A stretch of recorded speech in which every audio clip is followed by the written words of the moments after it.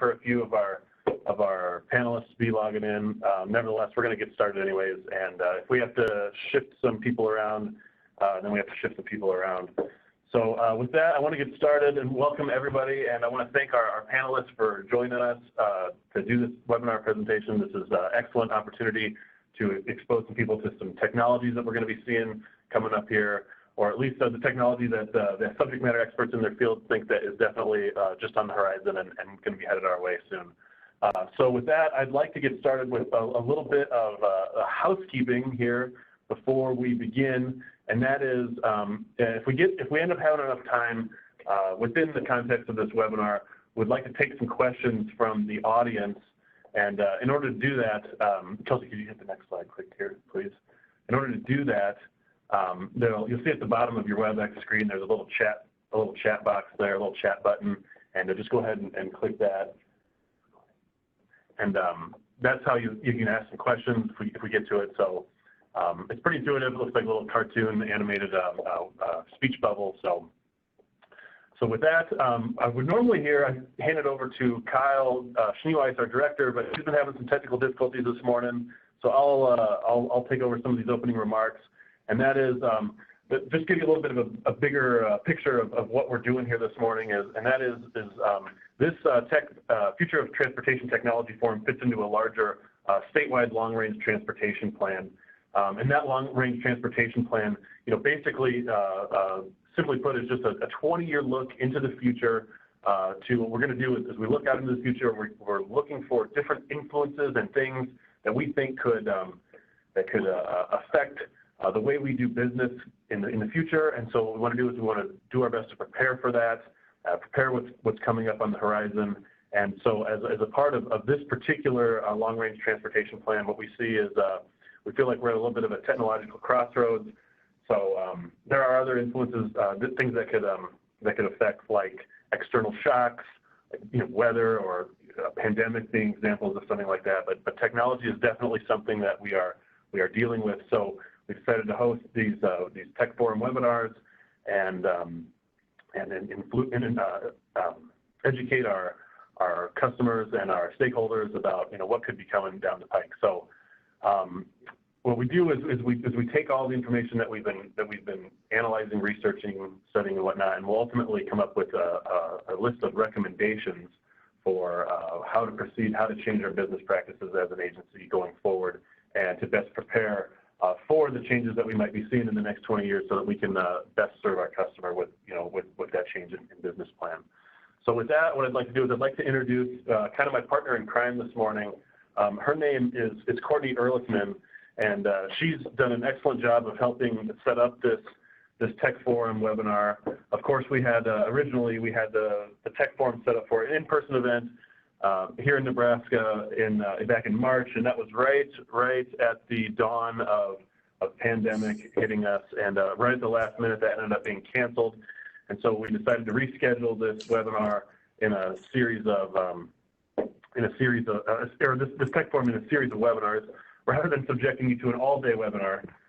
So she's been an excellent help with helping out with this, and you'll hear her later on, you'll hear her asking some questions of the panelists, facilitating some discussion. And so introducing Courtney. Courtney is the CEO of the Ehrlichman Group. The Ehrlichman Group helps startups, they help corporations and government agencies to navigate the mobility industry. They're providing insight, strategy, and connections that they need to make better decisions, investing in the right technology, designing the right policy, or launching a product that wins in the marketplace. Courtney's also the co-founder of Roadbotics, which is a company assisting communities in road assessments. They use all sorts of fun technology to help those communities make data-driven decisions about their infrastructure. She's a former deputy director of 2 national USDOT university research centers at Carnegie Mellon University, where she is an alum herself. And she designed, directed, and deployed over 90 transportation technologies with public partners in the real world. She's also got a TEDx talk you can look up on YouTube. And with that, I'd like to definitely welcome Courtney and acknowledge her, as she's been a tremendous help with all this. So with that, then you are welcome, Courtney. With that, I'd like to get to the first presenter we have this morning, Peter Rafferty is with Gannett Fleming for 2 years now, advising federal, state, and local clients on strategic performance management, transportation systems management, and operations, TSMO. He's connected and automated transportation CAT policy as well, and as well as planning. He's got experience in public, private, and academic sectors, including 12 years with the University of Mardesen College of Engineering, managing research and development in advanced transportation systems and technologies, facilitating multi-state operations, coalitions, and leading the creation and federal designation of the Wisconsin AV Proving Grounds. Peter's got a bachelor's and master's degrees, and he's also done some doctoral work, but he's done that in transportation, engineering, planning, and econometrics. Based in Madison, Wisconsin, Peter brings 23 years of experience in planning, implementing, and leveraging emerging transportation technology applications to improve safety, mobility, and accessibility. So with that, I'd like to welcome Peter. Peter, are you on this morning? Yeah, hi, good morning, everybody. Well, there he is. Thank you, Peter. Yeah, thank you, Curtis, for the intro, and thanks everybody for the invitation to do this. So today I'm talking primarily about automated transportation, but recognizing the confluence happening with shared and electric and connected vehicles, not to mention AI, smart cities, Internet of Things, 5G, really the whole suite of the so-called fourth industrial revolution things. Plus Hyperloop and e-commerce, which the next two speakers will address. So we are absolutely in this era of planning and managing for disruption. Next slide.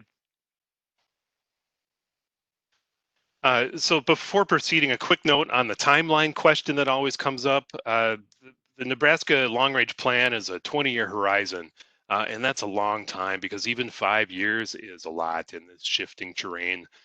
Big companies like Argo and Zoox were just 4 years old, and Zoox is the one that just sold to Amazon for $1.2 billion, I think.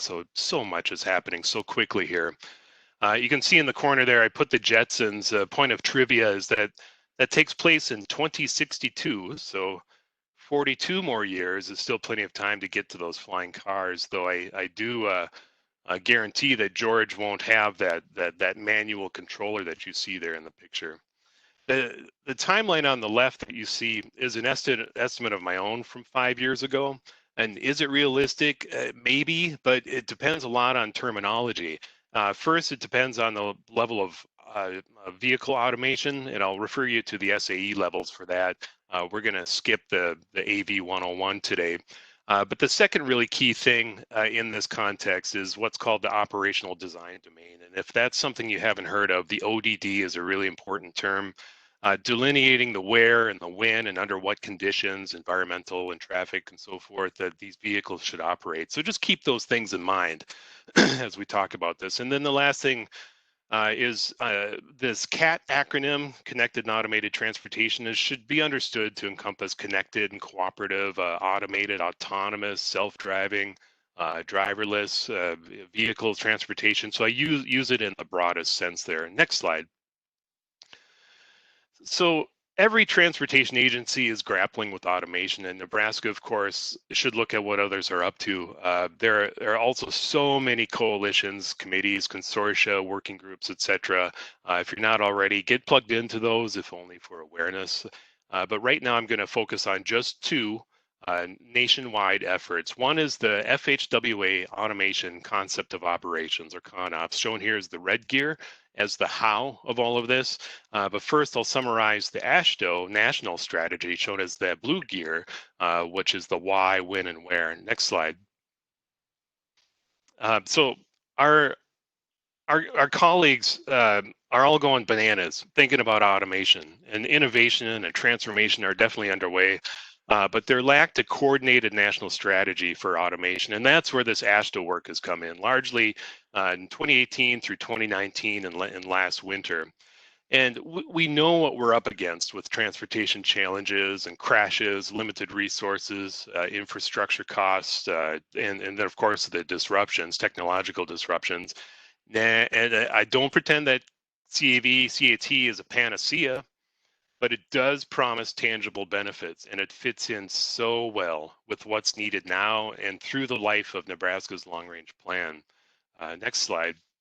The national strategy work fleshed out the business case for automation. So in addition to safety and mobility benefits, the established case includes economic competitiveness, security, resiliency, improvements for responder safety and emergency management. And examples that come to mind for emergency management, of course, are things like the major freight routes disrupted by all the flooding last year. Next slide. So what is the strategy? And it's to organize these efforts into those 5 areas that you see across the top of the slide. And for an agency like the Nebraska DOT, a prominent area is roadway systems readiness, under which are those 5 categories. And if you look at the first one, you can see that asset management is explicitly called out with infrastructure, and that asset management extends to ITS and operations related infrastructure. So there's a lot of different things that an agency should plan for and can potentially focus on.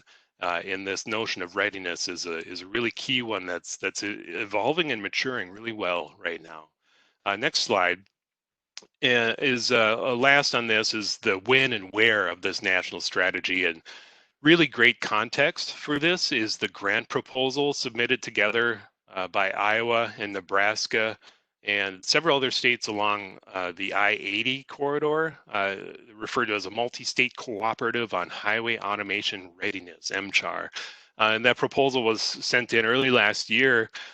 And in that and the subsequent national strategy, the initial emphasis on where is the interstate freight network, to be followed by the metro areas and later with multimodal integration, rail, air, water, and so forth. So pressing on, the second of the 2 nationwide efforts is the FHWA Automation ConOps, which is the how to get this done. Go ahead to the next slide. And here, if you think these gears look a little different from that earlier version, it's because they do, but the idea is the same, this integration and interlocking cooperation among these different initiatives. And integration means within industry, with the mixed fleet environment that you see on there, and in the green industries in the green gear in this case. Next slide. So automated driving systems, ADS, seen there on the slide, refers to higher levels of automation. Just think of it as really getting to a driverless type of vehicle. And by integration, again, that means between industry and infrastructure owner-operators, IOOs, or transportation agencies like NDOT, certainly integration between the vehicles and the roadway systems themselves. So that's the thought process here. And then the ConOps, it's not a traditional ConOps, certainly not in the systems engineering sense for systems engineers out there like I am. The chief purpose of this is to delineate the what in preparing for automation, including addressing how these are integrated with mixed fleet operations, the integration cases based on ODDs. I mentioned ODDs earlier, and adapting to these shifting requirements and expectations for IOOs and agencies like NDOT. And this ConOps is a definitional document to help organizations speak the same language and supports conversations for organizational and infrastructure planning and readiness. Next slide. The ConOps framework is built on 2 things. The safe system approach depicted in a simple way here, and integration cases, which I'll come right back to. The safe system approach comprises 4 overlapping elements shown. At left are vehicle systems, which we hear about in the news. The institutional and infrastructure systems are most pertinent to DOTs, Nebraska included, and at the top is the market. Not shown here are the 6 interactions between each of these 4 areas and the other 3, such as regulatory between vehicle systems and institutional, operations and management between institutions and the infrastructure, and then cyber physical. That's definitely a 4th industrial revolution term between the vehicles and the infrastructure. So this is part of the framework. And on the next slide, the other dimension of the ConOps are these integration cases, not necessarily meant to be comprehensive and still in early development, but the crux is that Within each of these will be detailed the what and the how of agency actions to deliver or even accelerate getting to the benefits of transportation automation.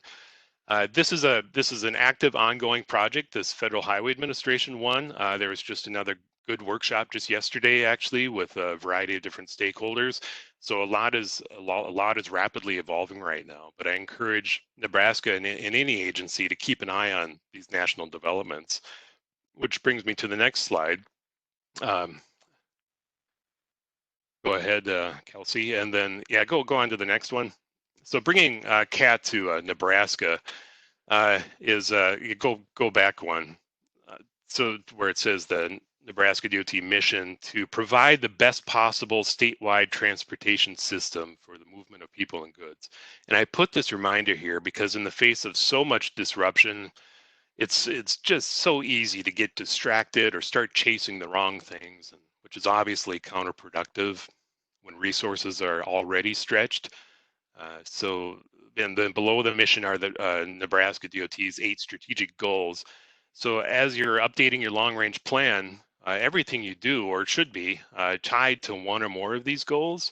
And with CAT, I'm really not trying to sell you snake oil. There's already strong evidence of benefits that can be linked to any one of these goals. But I do urge you to pick and choose and prioritize and ensure investment decisions are tied to your strategy. And the next slide is, I'm just right here at the end, actually. So I just want to emphasize that there are just so many resources available for guidance. The coalitions and consortia, working groups that I mentioned, that idea earlier, get involved, if only for awareness. And then you've got NCHRP, and there's a lot of policy and planning guidance there, the US DOT work like I'm talking about today, but also groups like AMVA, the Association for Motor Vehicles Administrators, and ITS America, ITE, TRB, all of these are actively doing things. And then as shown on here, other states, look to other states' plans for CAV and CATs and see what they're thinking about and how they're tackling this. I personally had a hand in 3 of these shown, and I did show Pennsylvania and Minnesota because those states will be mentioned or discussed in the next hour. So with that, the next slide, Kelsey, is just a thank you. Thanks again for the opportunity. It's a big topic area. I know I just barely skimmed the surface of some of the national activity, but my contact info is there for any follow-up. I'd certainly be glad to talk further. Thank you. Peter, thank you for that. And yes, hopefully during some of the discussion and questions, we can get into a little bit more of the detail as well. Next up, we're supposed to have Chad Mardesen, but I have not seen him yet this morning. So I think what we're gonna do is we're gonna go out of order a little bit. We're gonna skip ahead to Jeff McKerrow. If Jeff is ready, Jeff, are you ready to go yet? I am. Okay, Jeff, let me introduce you real quick, and then I'll hand it off. Okay.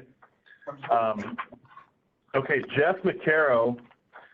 He's a PE and PTOE. He's with Olson Associates. He's an industry expert in transportation for Olson Associates with more than 24 years of experience in both public and private practice.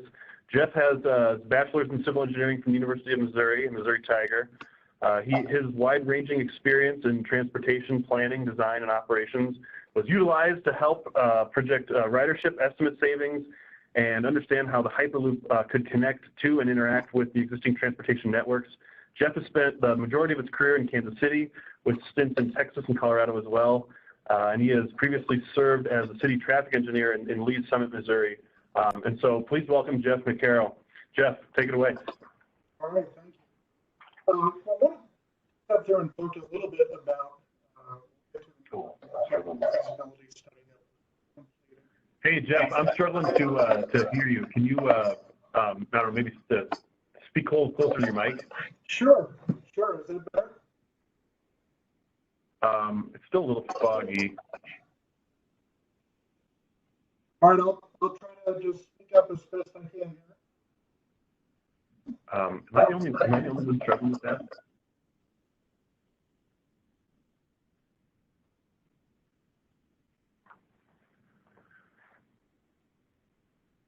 Jeff, Can you turn your audio up a little bit? I'll try. I normally don't have a problem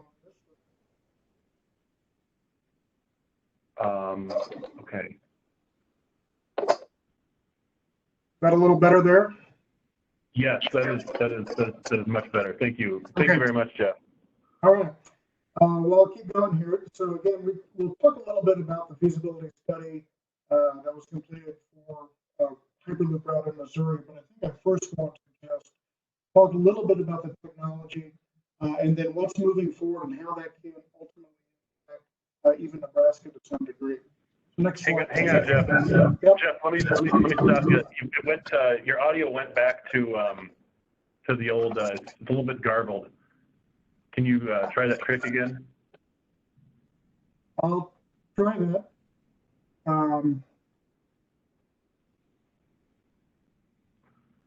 Is that a little better? That's a little bit better. Okay. Try saying something real quick. Again, just want to talk about the Missouri Hyperloop. Yeah. Okay, Jeff. Let's try having you just dial in instead. Maybe we'll just get your audio if that's okay. That's fine. I'll have to look at how to do that. So maybe you can go to somebody else and come back to me. In the meanwhile,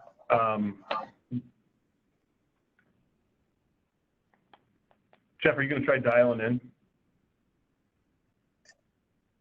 I am. Why don't you go to somebody else? Okay, let's do that. Kristin, are you ready to go if I put you on the spot a little bit early? Always ready and raring to go. Excellent. Okay. So Kristin White is she is the executive director of Minnesota's Connected and Automated Vehicle Program.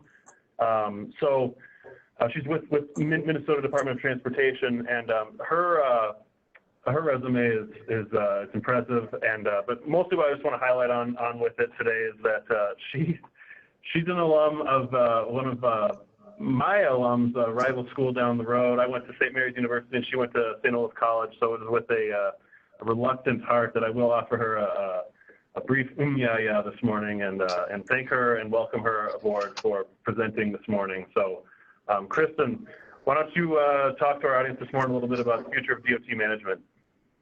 More than happy to. To any of my Norwegian or Scandinavian colleagues, jawohl. I promise that will be the only Scandinavian reference from your colleague to the north in Minnesota. But today, with the background that Peter graciously provided, we're going to take some time to help discuss how organizations in the transportation sector can really start actively thinking about preparing and even implementing solutions to prepare for an unknown future.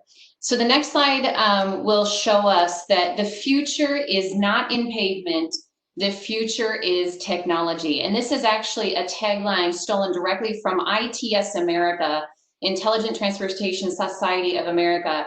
Their new advocacy, policy, and regulatory platforms are this, that the future of mobility is going to come to us fast, it's going to come to us with much more IT and technology, and it's going to be much more sustainable. So with that and some of the trends that Peter already introduced us to, I'm going to talk about how my colleagues in the 37 states that have a connected and automated vehicle program that are come together as the AASHTO AV Task Force are starting to prepare. The next slide is going to introduce some of the reasons why it's so important for us to go back to the fundamentals, right?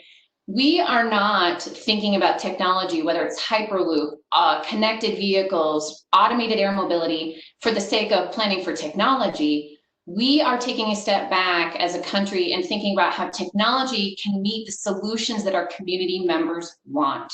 And that's why I think it's really important in these conversations to get back to the basics and understand when we're looking at our 2040 vision, whether it's Nebraska or the US DOT, these are the goals that technology can help us achieve. A growing economy, especially in a time with COVID-19, there are solutions that technology can provide that will actually fill in gaps in our economy and workforce development.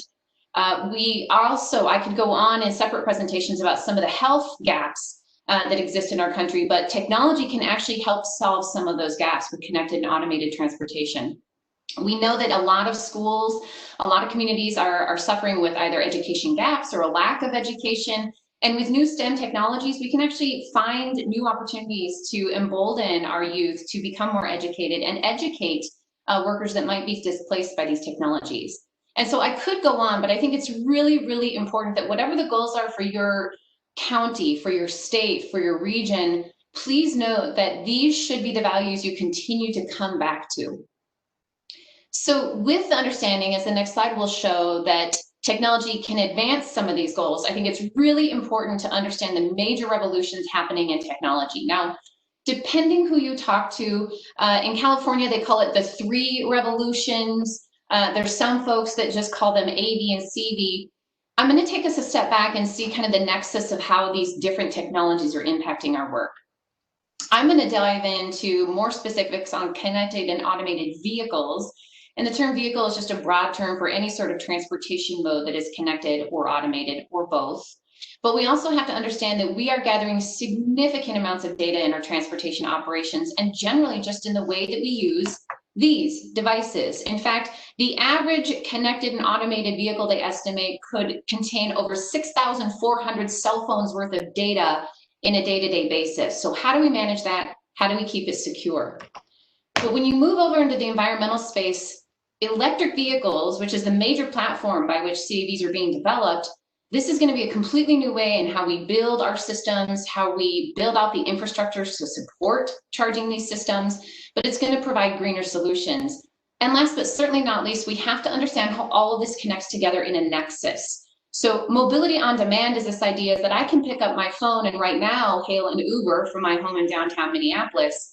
But in the future, platforms like mobility as a service could connect that Uber to a bike share, to an automated shuttle, and create one complete trip so no community, no individual is left behind with a gap in service. The next slide is just a bit of an introduction into how we start to dive into addressing some of these revolutions. And I would advocate there's 4 key areas where, whether it's a DOT, a Department of Transportation, a local government, a municipality, a county, need to start thinking. And first and foremost, I'm going to share with you my top 10 tips in a few moments, starting with you need to have a statewide coalition. And this call and the work that Bruce, Courtney, and Curtis are doing are phenomenal because you need to have one common unified vision for all of us to work together.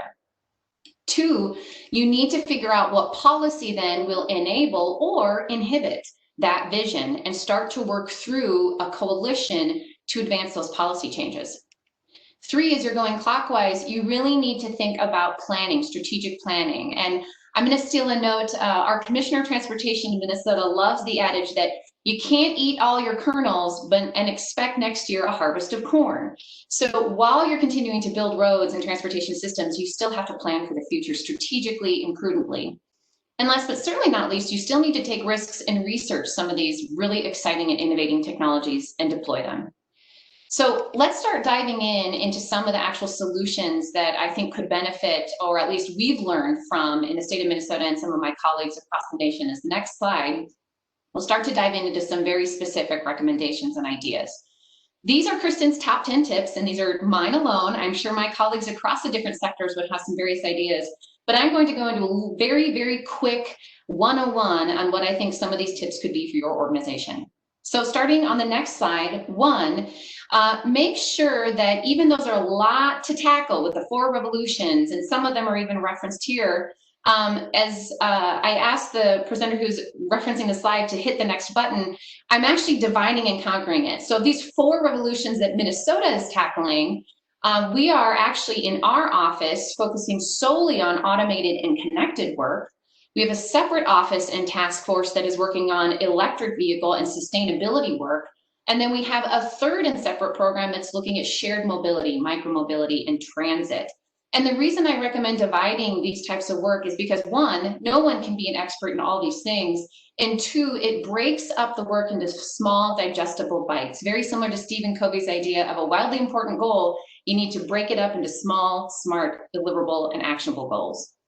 So the next slide, The second tip I have, and you can go on, the second tip is the statewide coordination.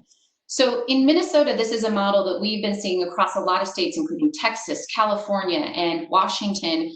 We think that you need some sort of task force or statewide body that's somehow led or coordinated with the governor's office that sets the vision for the state. What is the vision?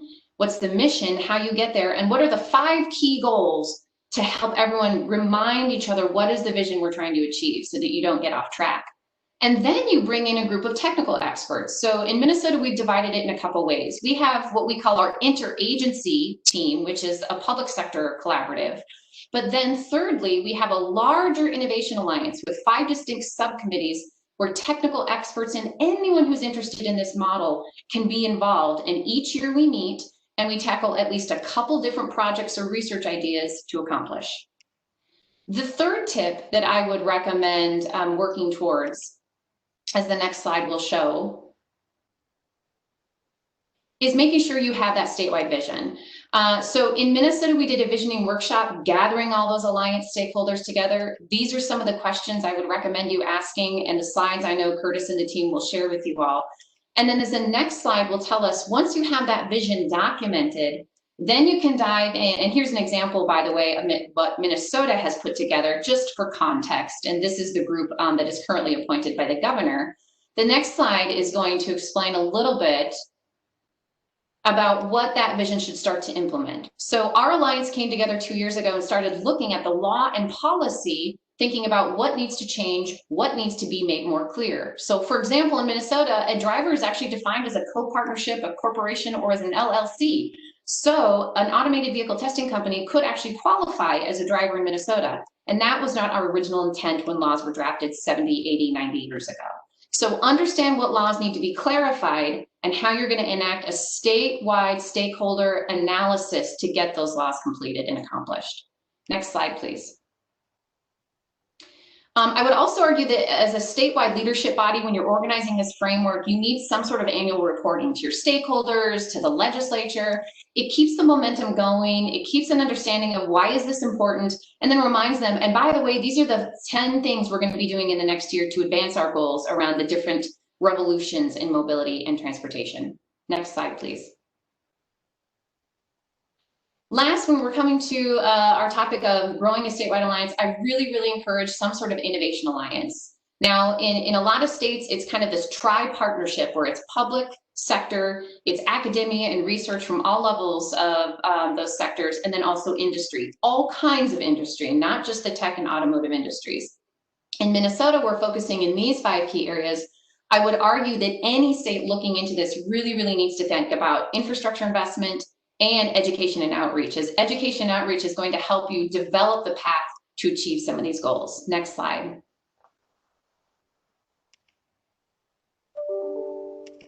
Next slide, please. And this is just another reminder of what those Innovation Alliance committees are for the state of Minnesota. For the sake of time, I'll ask to move to the next slide.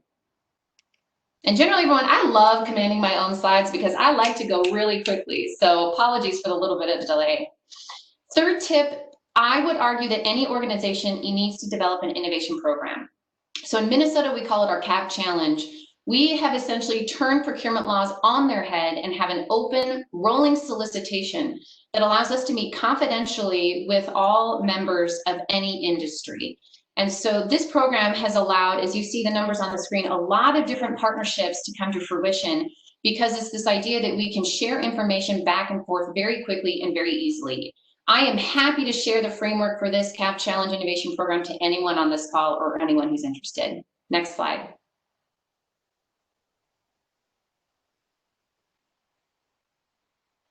Fourth is, I would really argue you need to understand the business case.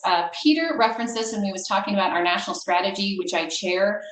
We have to understand how these technologies are going to impact these various sectors. And I really want to take a moment just to remind us that equity is something that needs to be at top of mind, not just because of the national conversation around George Floyd, but because technologies can either grow opportunity or they can exacerbate some of the racial disparities that we see across the nation. So make sure that within your organization, you define and articulate why you're working towards these goals. Next slide. Fifth tip, make sure you have an interdisciplinary team. So I, unfortunately for you all, am a lawyer, so I don't know anything about engineering, but we bring a lot of different civil, mechanical, and electrical engineers into our group. We have planners, we have people who are well-versed in contracts and strategic partnership development. We have a lot of diverse voices, and I would argue that any organization really needs to think more broadly than just transportation engineering. And the next slide expands on that just a little bit. So these are some of the partners with one of our Innovation Alliance committees. The Minnesota GuideStar Partnership is public and private, focusing on connected vehicle infrastructure partnerships. So this is just an example of how you really need to think broadly about interdisciplinary teams. Next slide. You also need to find a way to institutionalize the knowledge within your organization. So this is the org chart of the Minnesota DOT. And as you see on the very bottom in red circled is the Connected Non-Automated Vehicle Office, which is housed in operations, because we take the vision that operationally connected and automated transportation has to be part of everything that we do. So we have liaisons that are tied with each of those offices highlighted in yellow, which means that we have a monthly interagency group where we update them on the work that we're doing. In fact, Courtney Ehrlichman hosts a monthly webinar separately to educate those folks on HAV trends, but we need to make sure that these folks understand that even this is a long-range vision, they need to know what's happening in the industry now. Next slide, please. Seventh, develop a strategic plan, even if it's just to start thinking about the 9 focus areas, at least that Minnesota is trying to contemplate. Peter referenced Missouri's and Iowa's different roadmaps and plans. This is a plan and a framework that I would highly recommend. These are 9 key focus areas that any organization is going to need to think about. Research, how you're partnering with outside entities, how you change your investment in your programming, what policies internally and externally you need to update, and how you communicate this work.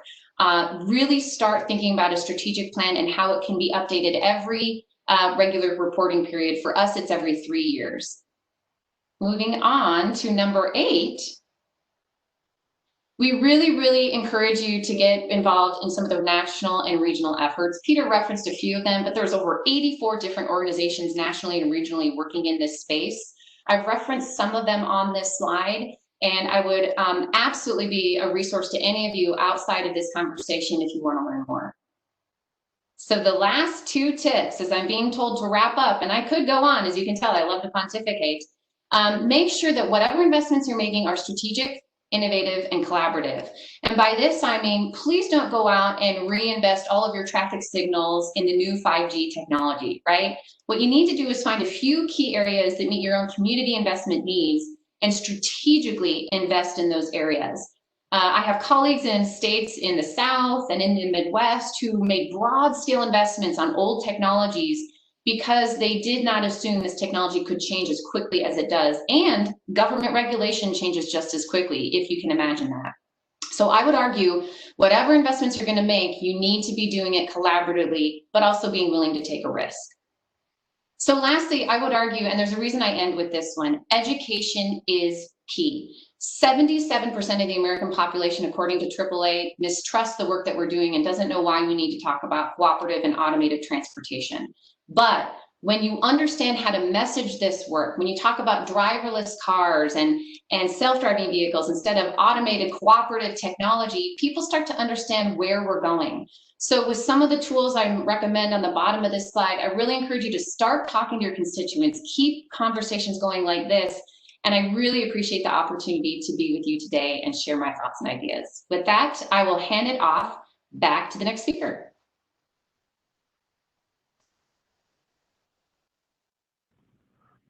Oops, that's a lot of information there, Kristin. Appreciate it. Thank you very much. Excellent presentation. So now we're going to go back to Jeff McKerrow. We're going to try Jeff again. Jeff, are you there? Yeah, can you hear me now? Yeah, that's better. Jeff is going to talk to us about Hyperloop this morning, and Hyperloop is basically just a train from the future for those who don't know. So Jeff, as soon as Kelsey gets back to the beginning of your slide, I think we're just going to let you take it away, okay? Yeah. So again, I hope y'all can hear me. We're going to talk a little bit about what we did actually in Missouri with the Hyperloop feasibility assessment. But really, I want to start talking about the technology first to give an introduction to that. And we can start right at that slide, it's fine, right where we're at here. If you think back over the past 100 or more years, we've really relied on 4 modes of transportation, predominantly. Airplanes, rails, vehicles, cars and trucks, and ships. So what we're talking now is really that first generation of new mode of technology. Next slide. This really began with a white paper that Elon Musk put together several years ago, and then released into the public to let other people run with it.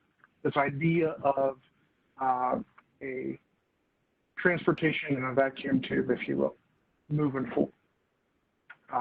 Several companies started. There are several that are around looking at this. We were partnered on this with Virgin Hyperloop One.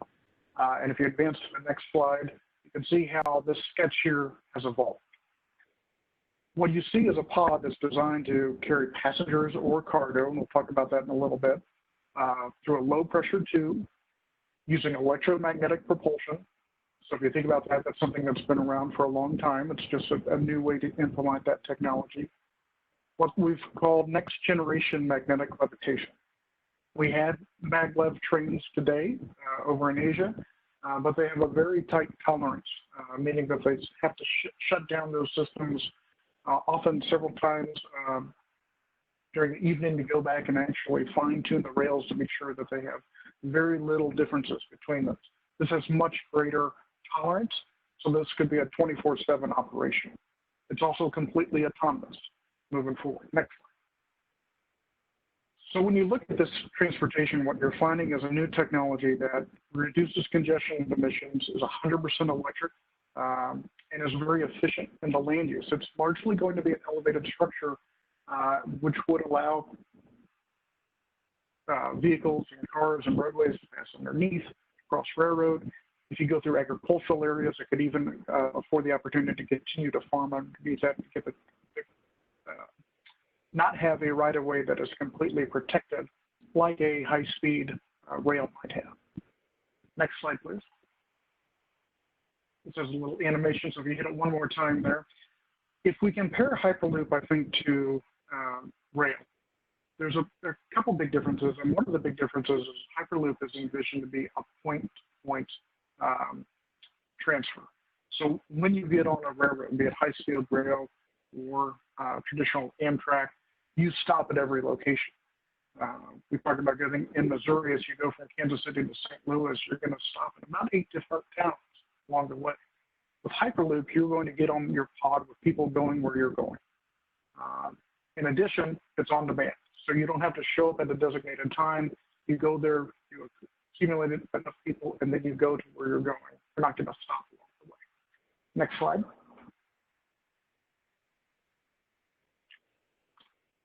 And hit the button one more time here, if you will. If you think about going from Kansas City to St. Louis, it's a distance of about 210 miles. With Hyperloop, that can be accomplished in about 35 minutes. With an airline, when you think about getting there, checking in, and the security, that can take 2.5 hours. If you drive from the east part of Kansas City to the west part of St. Louis, it can take 3.5 hours or more. Or if you take Amtrak, about 5.5 hours. So you see that efficiency that gives you being an on-demand service to move back and forth really provides an elimination of barrier. It starts to get people thinking how you can actually operate and do this and change how a community is connected. Next slide, please. The first vehicle was actually developed in Las Vegas. This is a concept, or this is the actual picture of that loop at what's called DevLoop. Next slide. Right before we started this feasibility study, they actually achieved on their loop. Next slide if it's advancing here. They actually got their Hyperloop up in this track up to 240 miles an hour and back down to 0, all in a distance that's about 1/3 of a mile long. So really proving this technology is available. We had the chance to go out and see this facility, walk it. It is something that can be achieved, and we have that proof in place. All that's to say, next slide, that 5th mode of transportation really is closer than you think. So let's talk about what we did in Missouri real quick. Again, next slide. We were teamed and partnered with Virgin Hyperloop One, the Missouri Innovation Center, the University of Missouri, as well as Black and Veatch to look at this project. Next slide. And what made it this unique in Missouri is that by and large, we looked at utilizing the I-70 corridor. It was fairly straight, and as you can imagine at these speeds, you need a pretty straight alignment with not a lot of hills up and down.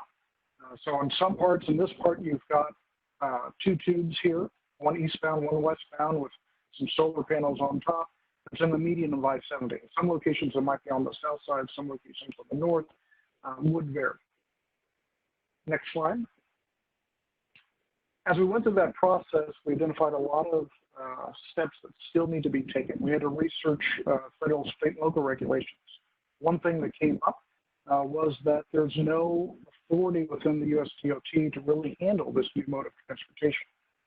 Is it a pipeline? Is it an airline? Is it a rail? If it goes along highway, does it fall under federal highways? Those are all questions that started to come out of this. We also saw the need for additional testing. While we had that DevLoop concept out there, that there was a certification submit that really needed to be completed. Go back onto the next slide. We did take a look at demand, ridership and freight volumes. We talked about where the portals or stations might make sense to be in general locations. We saw a difference between passenger portals and cargo portals, and you might have a difference in where those would be located within the community. We talked about the current infrastructure and how those would all tie in. Perhaps one of the more interesting things was this idea of an induced demand. While there are certainly people that travel between Kansas City, Columbia, and St. Louis today, when it becomes an on-demand, relatively cheap way to do this very fast, what demands are created that don't exist today? Next slide. Regarding freight, we do see this as a good use of the Hyperloop technology because of the 24/7 operation. We see parcel and the ability to move high-value parcels through this. We also see some freight component, but typically what we're talking about is LTL freight, that less than truckload freight. It is the most expensive, often palletized freight to ship across the country. We don't really see this competing with Class 1 railroad. And again, like we previously mentioned, we think there'll be different facilities to support freight access. Next slide. And we'll go through these kind of quick here. There are, again, a lot of commuters in Missouri and a lot of people who live in one metro area and work in the other. We saw that as a potential catchment to move forward here. Go down to the next slide. What was initially looked at and thought was a connection with several different loops around Kansas City and Columbia and St. Louis. We actually accelerated that and simplified that. If you go to the next slide, with more of a straight facility, where we might have 1 to 2 stations in Kansas City, 1 in Columbia, and perhaps 2 in St. Louis as well. Next slide. As we wrapped up our study, though, the state of Missouri didn't end there. They actually formed a blue ribbon panel to look at funding and financing strategies, and really came with the recognition that a certification track in Missouri was desired. So not the test track, something in which we could actually get people and freight on and move and test how this facility looks, and get it certified by sub-agency in the U.S. Department of Transportation. Next slide.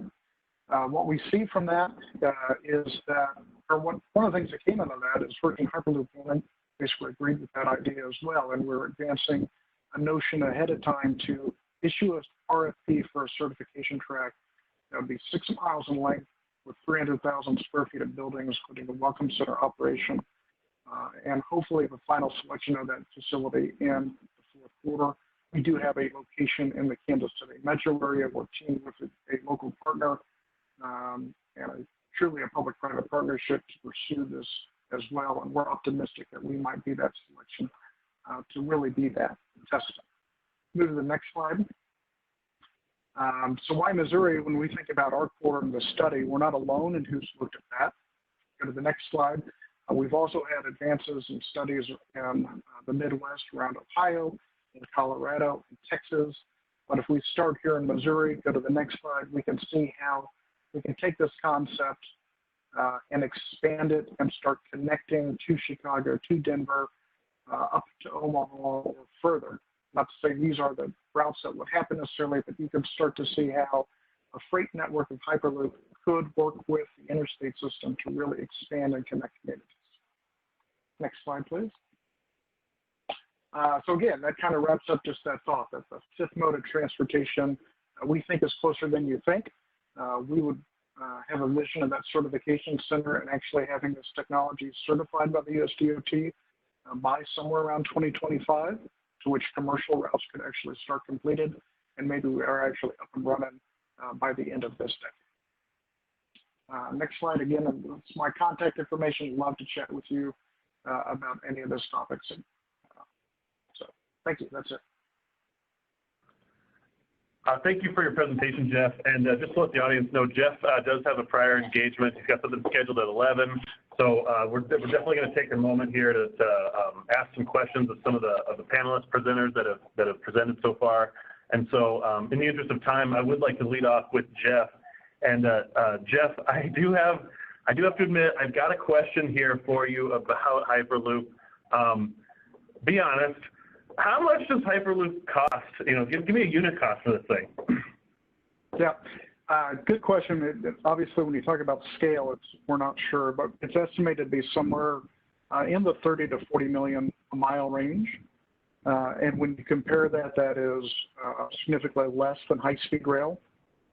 It costs more than an interstate, which could be somewhere around 20 million a mile. And if you think about a fully developed, nice arterial boulevard in a city, we often spend about 15 million a mile there. So it's more than some of the traditional highway and roadway network, but it's less than high-speed rail, and certainly less than if you think about light rail, could easily go over 100 million a mile.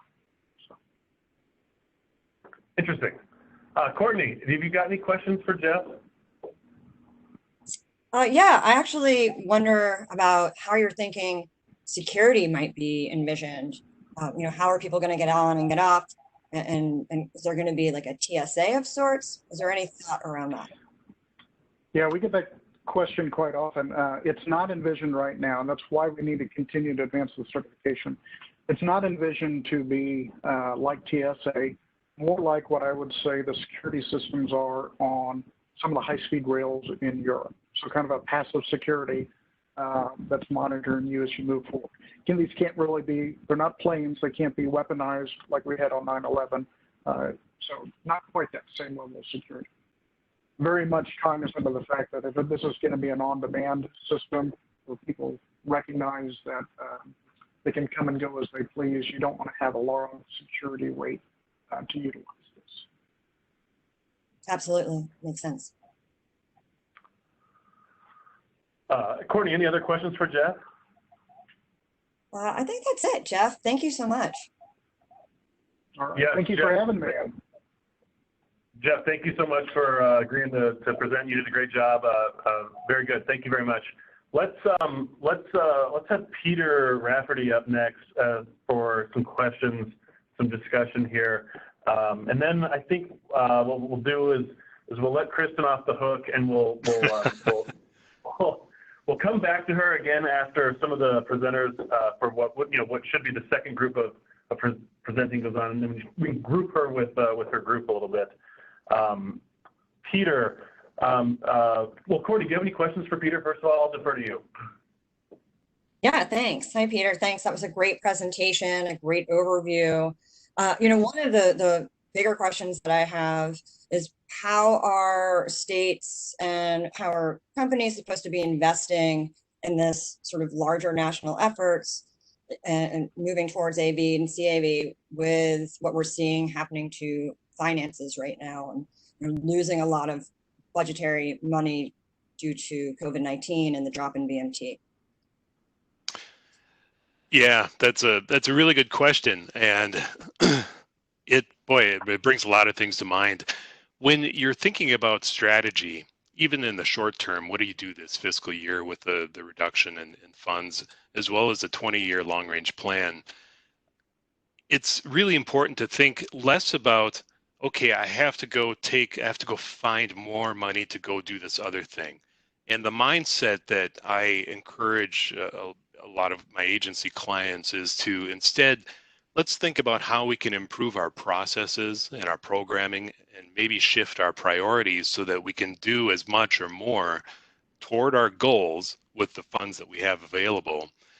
And I'm arguing, of course, though not a panacea, that the CAV, CAT strategies can do quite a lot toward getting you toward those goals of safety, mobility, accessibility. Kristin mentioned equity, and the other things that are clearly stated in your vision and your strategic goals. So while the short term is certainly involving a lot of rejiggering and adapting right now, I would encourage you, as you think about CAV, CAT in the plan, not as a whole new separate program, but something that should be woven throughout the rest of your agency as you think about how you're delivering transportation across the state. And that includes tying it into your asset management program and extending asset management to all of your ITS and operations devices, thinking about your fiber backbone. That's going to benefit not just this automation, but a variety of different things and the transmit or communications among your offices and with the travelers through better traveler information, data management and governance things. So there's a lot of things that should be woven in. I know that's a long answer, but I hope that makes some sense to some people. Does make sense, definitely, to have it across everything and sort of sitting above as an umbrella. Curtis, are you okay with me asking a follow-up question? We good on time? Yes, I would love it. Yes, go for it. Great. So, Peter, you were talking about these 3 other states that you've worked with on their visions: Minnesota, Iowa, and Pennsylvania. And, you know, with that unique perspective, what are you suggesting for Nebraska DOT in regards to, you know, beginning to prepare for connected and automated vehicles in Nebraska specifically? All right. Yeah. Yeah. Just a clarification. I'm from Minnesota. I'm a native, but I didn't work with them on that particular plan. But I did with Iowa, Pennsylvania, New Jersey right now. Some things with Ohio, you know, and some other states. But Iowa is probably the biggest one that I'm working with personally right now. And quite frankly, Kristin, I would encourage you to take Kristin's top 10 list and apply that. Boy, there are a lot of good things in there that she touched on. I would make sure that you're thinking about identifying that point office or point person even, and convening a statewide group that is going to be responsible for staying on top of this. To my knowledge, right now, Nebraska DOT doesn't have that that point person for CAV topics. And as I said about how you plan to weave this into the rest of your business, keep in mind the opportunities, always the opportunities to not to create a whole new program or to bite off something new, but think about how you can safely remove some of the barriers that might be in place to adoption.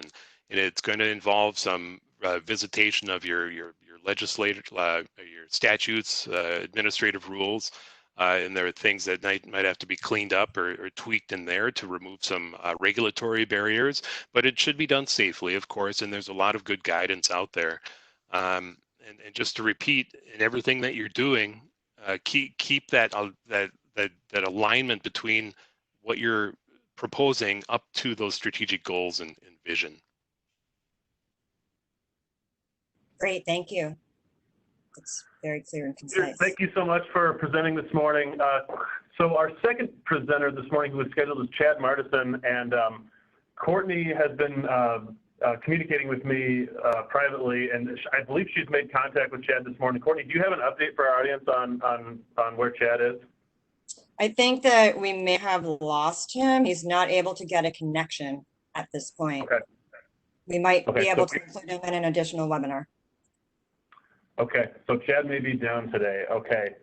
All righty then. Courtney, are you fine with moving on then to our next presenter? I think that is the right thing to do. Okay. Well, I was just curious if you had any other questions, maybe. Okay. All righty. Our next presenter is Ibrahim Demir. Ibrahim is from the Iowa Flood Center in the University of Iowa. He's an assistant professor at the Civil and Environmental Engineering and Electrical and Computer Engineering departments at the University of Iowa. His focuses are on, and this is a new word for me, hydroinformatics. And I hyphenated that word on there, but it's actually, the word's actually not hyphenated. I just thought that might make it a little more consumable.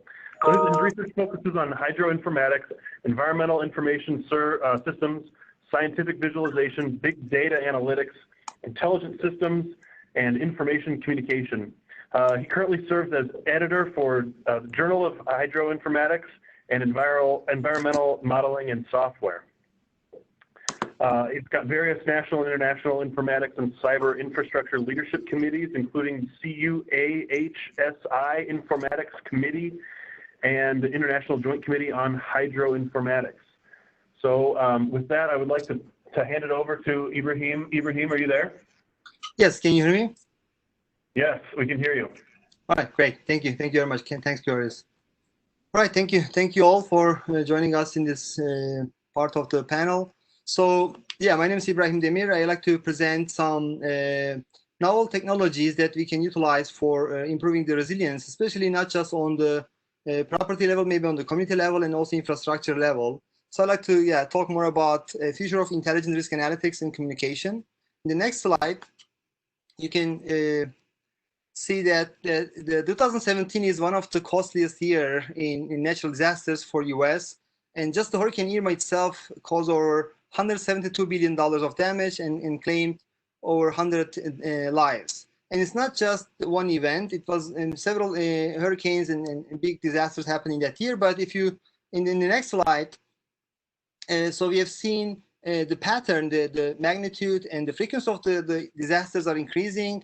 You can see some example events from the last 30 years, but it's almost happening every other year. Every year, big disasters causing over $100 billion damage and affecting millions of people.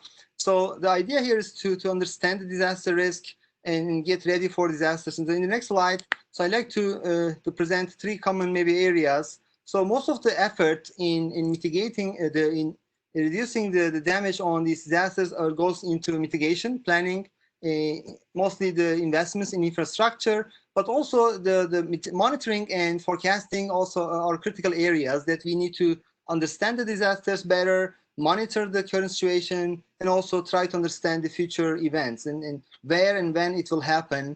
And it's not just a one-time effect, one-time damage to all the communities, but also it's a long-term impact on infrastructure, causing significant damage that will take years to recover on the infrastructure, on the transportation network, in the river systems, and many other water-related impact that we have seen in recent years. So today I'd like to present three technologies. Is in the next slide. So I'd like to highlight three technologies that or domains that we can invest and to help us to improve our resilience to disasters, and both also affect the overall community impact, but also transportation network and other infrastructure. So including the web and mobile technologies, artificial intelligence and machine learning, and augmented and virtual reality. So I'd like to start with the web technologies. And here, when you think about the web, it changed significantly in the last 30 years, but in the last 5 years, we have seen significant improvement in the power of web technologies in terms of managing and handling large-scale data and handling large-scale analysis and also communication. So we can have desktop-level power on the web, on the client side, that can help us to analyze large-scale data on demand with our own settings. This will also significantly help us to reduce the cost on the server side, on the operational costs for agencies and organizations. So I'd like to present a couple of examples today on web and mobile systems that we are benefiting significantly to manage disaster-related information and specifically about flooding. So here are some of the examples that we developed in the last 10 years. The one example here is Iowa Flood Information System, serving over 400,000 users in Iowa. Also, we have regional efforts like Upper Mississippi Information System, covering over 8 states to mitigate the damage on water quality. So these systems can integrate all the relevant information and timely information that will help public to get better informed decisions, support decision making for authorities and decision makers, as well as the educational and research purposes. So these systems can support many goals for a community to improve their resilience, and it helps us to understand our situation and definitely provide a timely information and relevant information for communities. So we have seen an increase in these systems where we can utilize to communicate and create a one-stop shop environment for decision makers, for public, to access the relevant information for mitigating, reducing their damage. So I'd like to share a couple of small tools within that system that can help us to understand our resilience. The first example here in the next slide shows us the resilience and vulnerability analysis at the Iowa. So you can see it's not just about monitoring the disasters and integrating advanced models, but also you can integrate the social and economical information to understand the vulnerable communities, where they are resilient, where not, and also understanding the demographics, the low income families, and many other characteristics of the communities can be also integrated to these systems to better understand the situation. And it also supports planning and mitigation activities overall at the community level. So in the next slide, you can see an example of a large-scale analysis like the HAZs, which is designed by FEMA, is actually ported to the web. So we ported the HAZs, the Hazard US system, which requires the database and GIS expertise, normally and license for GIS applications, which are both time-consuming and definitely requires a lot of investment. So we ported that system entirely on the web, that you can analyze property level and community level damage from selected disaster events. Like it's just not just the current event, but also future events can be analyzed to understand the potential damage on the properties, public entities, as well as the infrastructure, which parts of the transportation network will be impacted from this interface. So you can easily connect the public and also even non-technical users, and even definitely the decision makers can benefit from such systems without requiring too much investment on the infrastructure, technical expertise, and licensing. So this enables you to run a large-scale analysis on the fly on the web with limited effort. And in the next screen, we can see another system that we designed for Homeland Security, allows you to analyze property level investment on acquisitions. So you can see how much that property acquisition benefited the agency. So you can easily integrate large-scale analysis like this that will normally take 90% of the GIS and database staff in the agency. Now it entirely runs on the web in seconds. So you can easily improve the daily workflow of an agency for common daily tasks like analyzing the data at a large scale with GIS and database. This system now allows them to easily browse through these mapping interface and analyze the properties, and also allows you to see the potential properties that will benefit most from the acquisition for future. So you can easily make your planning and decision making based on such systems as well. And in the next slide, we can see another system that we designed for Corps of Engineers that allows you to integrate hundreds of models for selected mitigation alternatives, where you can see how much cost will be associated with individual alternatives for mitigation and how it can be utilized to get the most benefit. So this system is designed as a serious game environment for a participatory decision making, where you can integrate all your models, all your data to create a decision making environment and give the authority a role to the public or the users of the system, and see how the decisions are made, how much effort goes into decision, how much cost and resources goes into these decisions, and what will you get out of this decision in terms of the technical, environmental, and social, and other types of benefits. So this can be used for communicating how the decisions are made, but also can be used operationally as a decision system that will improve your daily workflow and also give some technical tool for your audience. In the next slide, I'd like to present two maybe real-time systems. So when you think about disasters, understanding disasters is critical, but often the flood maps and most of the information may not be up to date. So this system is a real-time flood mapping environment where you can change the infrastructure. You can add a levee, you can elevate a structure, do some changes on the infrastructure, and run the entire mapping environment and mapping generation and process on the fly on the web. So this system entirely runs on a web-based environment, allows you to understand what kind of changes on the infrastructure will get you the most benefit on flooding, and see, you can also connect this with the flood damage estimation, as well as the transportation network analysis, where you will see what part of the road network or the transportation network could be saved from flooding by taking a specific action on the mitigation side. Adding a levee, how much network I can save from flooding, how it will affect the accessibility of the transportation, and how it helps with evacuation and emergency related activities. The next example also shows another real-time system.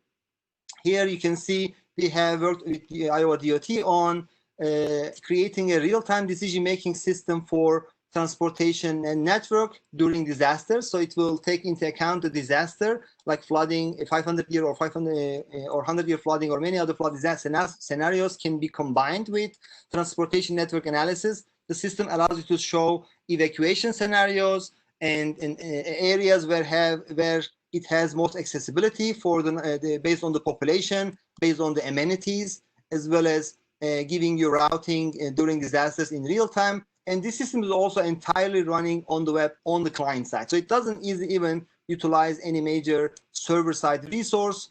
The analysis here, routing analysis, even for over 1 million node network, could run in milliseconds on the web on the client side. So this is just a quick example of showing the power of the web, where you can run a large-scale network analysis on the fly to analyze the areas where you can maybe set up an emergency shelter, analyze the road network for evacuation routing, as well as many other disaster-related decisions.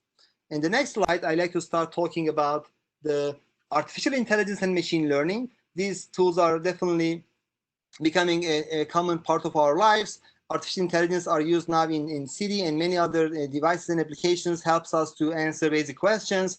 So in the next slide, you will see we designed an artificial intelligence system for communicating disasters, Flood AI. The system allows you to communicate and talk with an application or a device like Google Home, Amazon Echo, Skype, Facebook Messenger. You can easily interact with a knowledge system and ask basic science questions, as well as data-related monitoring questions, and also advanced data analytics questions.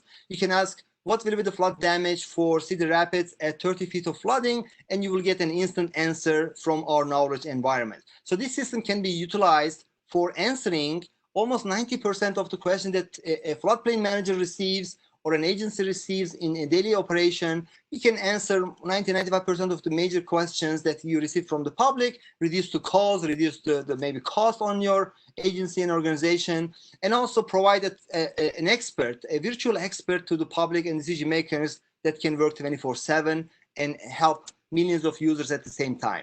So in the next slide, this is one of the ways that we can utilize the the AI for the communication. But in the next example here, I like to show you some examples that we use machine learning for domain applications. So here, machine learning, especially deep learning applications in recent years, shown significant impact. So I just want to quickly go over some slides here. We can quickly skip this. So object classification here can be used for example, another domain application. So all of the applications in machine learning can be mapped to another domain application. So the video frame can help us with the short-term forecasting.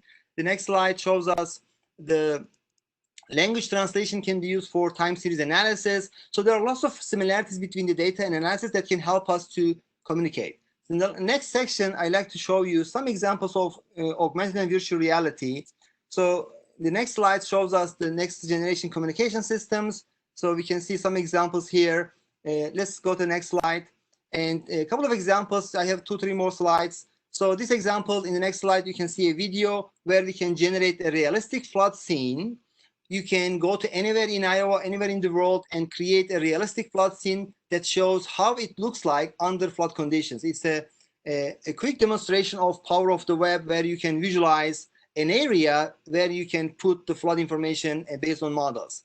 In the next slide, I can show you maybe another example of a flood action VR, which is a virtual reality application for emergency responders, where you can rescue people and deliver emergency response using virtual reality. It is used for training and simulations. And the final slide here is showing an holographic experience that you can simulate an entire city block with flooding, and you can manage the infrastructure and manage your crew on the ground for mitigation efforts or response efforts. And the last slide shows you the video of that experience, you can load an entire city like Cedar Rapids with flood conditions, and you can control the system with multiple maybe users in a decision-making, maybe emergency room, where you make decisions on sending your crew to a certain part of the city. You can work with holograms today using web technologies to control a large domain of knowledge and information where you can make decisions and share with public. So just a quick wrap up of the web technologies, AI and machine learning, as well as virtual and augmented reality can significantly change the agency's operations, day-to-day operations, as well as the decision-making process. Definitely helps them to also improve their communication with public. I just want to quickly wrap up. I'll be happy to answer more questions in the question session. Thank you. Ibrahim, thank you very much. Very good presentation. There's a lot there, and we've had floods ourselves here in the past few years, so it's very topical. Vijay, you're up next. Vijay Varadarajan is an associate vice president at HNTB, working on transformational transportation technology projects. He's a certified professional engineer, of course, with more than 20 years experience in transportation engineering and ITS experience. His experience includes ITS, emerging technologies planning and research, design, implementation, integration, construction engineering, inspection, and project management as well. He's very passionate about solving world transportation challenges regarding safety and mobility while minimizing pollution and climate impacts. He says he currently lives in Mechanicsburg, Pennsylvania, and he works out of his basement. Vijay, good morning. How are you? Vijay's on mute. Let's get him on mute. Okay. All right. There you go. There he hey, is. Good morning, everyone. Good morning, everyone. Happy Wednesday. And, as I mentioned, I'm sitting in the basement, and if you could see my video, I'm in the basement with a small window which gives me some light. Anyway, so what we're going to talk about is throw some light into the future. What will the future work zone look like? What will the next generation work zone look like? So with that, let's go to the next slide with the agenda. So I'm going to talk about the challenges with the work zone. We all know about the challenges, but I want to highlight some of the statistics with the work zones. Then I want to talk about how the next generation work zones will look like and what we need to do to prepare for the next generation. Then I want to specifically talk about one of the demonstration grants that USDOT put together, which is very relevant to the work zones and how automated vehicles will navigate the work zone in the future. So with that, let's go to the next slide, please. All right. So we all know the challenges with the work zones. Work zones are only second to poor traffic flow, right? And then we have a lot of exposure in the work zone. One fatality every 4 billion vehicle miles travel. That's a lot. More than 700 plus fatalities in the work zone. Again, all this data came from the USDOT website, and you can see the flyer on the right side. There's a lot of congestion. The 10% of overall congestion happens in the work zone. And there's a lot of delay too from the work zones, 24% of the delays. And next slide, please. So what do we do right now? We are tackling the challenges with the existing work zones. We have the cones and barricades. We have our truck-mounted attenuators. And then we have some smart work zone technologies like smart arrow boards, queue detection and warning systems, and variable speed limit signs, and Bluetooth system, Bluetooth-based travel time systems for work zones. And we also have the USDOT federal program for data exchange, where the DOTs are making the work zone data available for third-party integration, for example, say Waze or Google, so that they can have that kind of work zone data and provide that information to the traveling public. But what's the future? Where are we going to, right? So I see that future in 3 different buckets in terms of systems, technologies, and processes. So when we look at the systems, I think there are going to be 2 systems which is going to improve safety and mobility to work zones and also efficiency for the work zones. The first one is going to be the work zone lane reservation system. It's going to improve the efficiency for DOTs tremendously. So right now, when DOTs have to approve the work zone, or whenever contractor needs to take a lane out, it's a laborious process. You got to go through the electronic or a paper-based version. It has to go through the approval process, and then it has to be approved. and then the contractor has to have the approved version in the hand when they are on the site. And when we need to audit the work zone, it's a big process again, right? So I foresee a system where it will all be automated. So everything will happen with a stroke of a button. The second system that will happen, which will enhance the safety in the work zone, is automated work zone speed enforcement. We have the systems implemented in few states within the United States, but I see that happening more prevalently across the US DOTs, across the DOTs in the US. As a matter of fact, Pennsylvania PennDOT is currently experimenting on their own automated work zone speed enforcement systems. In terms of new and innovative technologies, I foresee personalized traveler information for the customers who are in the specific work zones. There are two different technologies which could happen. There's a technology where you could geofence a specific area, and then you could capture everyone who has a cell phone within the geofenced area, and we could provide messages to the cell phone. Well, that's one which is in existence, which could happen in the future.